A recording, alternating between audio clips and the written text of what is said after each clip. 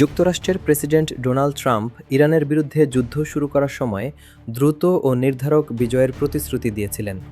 যুদ্ধের মাত্র 10 দিনের মাথায় তিনি দাবি করেন, যুক্তরাষ্ট্র ইতোমধ্যে বহুদিক থেকেই যুদ্ধ জিতে গেছে।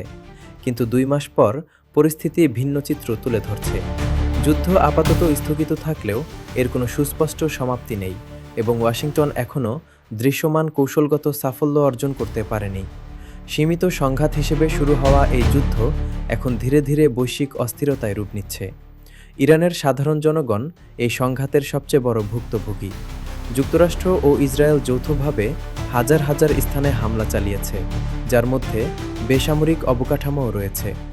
এতে ৩,৬০০-এর বেশি মানুষ নিহত হয়েছেন, যাদের মধ্যে উল্লেখযোগ্য সংখ্যক বেসামরিক নাগরিক। একই সময়ে দেশের অভ্যন্তরে কঠোর দমনপীড়ন বেড়েছে। নতুন সর্বোচ্চ নেতা মোজতবা খামেনির অধীনে সরকার ভিন্নমত দমনে আরও কঠোর হয়েছে।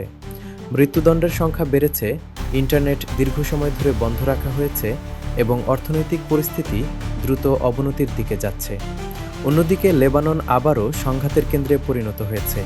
হিজবুল্লাহ এবং ইসরায়েলের মধ্যে দীর্ঘদিনের উত্তেজনা নতুন করে সহিংসতায় রূপ নিয়েছে। ইসরায়েলের হামলায় হাজারো মানুষ নিহত হয়েছে এবং লক্ষাধিক মানুষ বাস্তুচ্যুত হয়েছে। বিভিন্ন বিশ্লেষণে দেখা যাচ্ছে, গাজায় ব্যবহৃত সামরিক কৌশলের অনুরূপভাবে লেবাননের গ্রামগুলোও ধ্বংস করা হচ্ছে। উপসাগরীয় দেশগুলোও এই যুদ্ধে মারাত্মকভাবে প্রভাবিত হয়েছে। ইউনাইটেড আরব এমিরেটস ইরানের ক্ষেপণাস্ত্র ও ড্রোন হামলার প্রধান লক্ষ্যবস্তুতে পরিণত হয়েছে, যা দেশটির অর্থনৈতিক স্থিতিশীলতা ও আন্তর্জাতিক ব্যবসা কেন্দ্র হিসেবে অবস্থানকে হুমকির মুখে ফেলেছে। একই সঙ্গে স্ট্রেট অফ হরমুজ বন্ধ হয়ে যাওয়ায় ইরাক, কাতার এবং কুয়েতের মতো জ্বালানি রপ্তানি নির্ভর দেশগুলো বড় অর্থনৈতিক ধাক্কা খেয়েছে।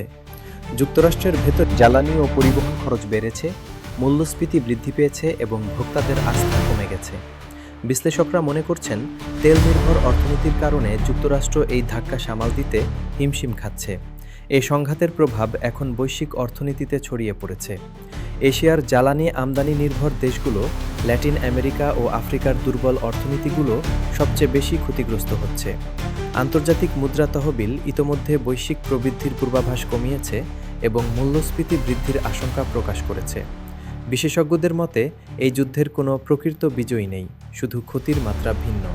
CSB news, USA.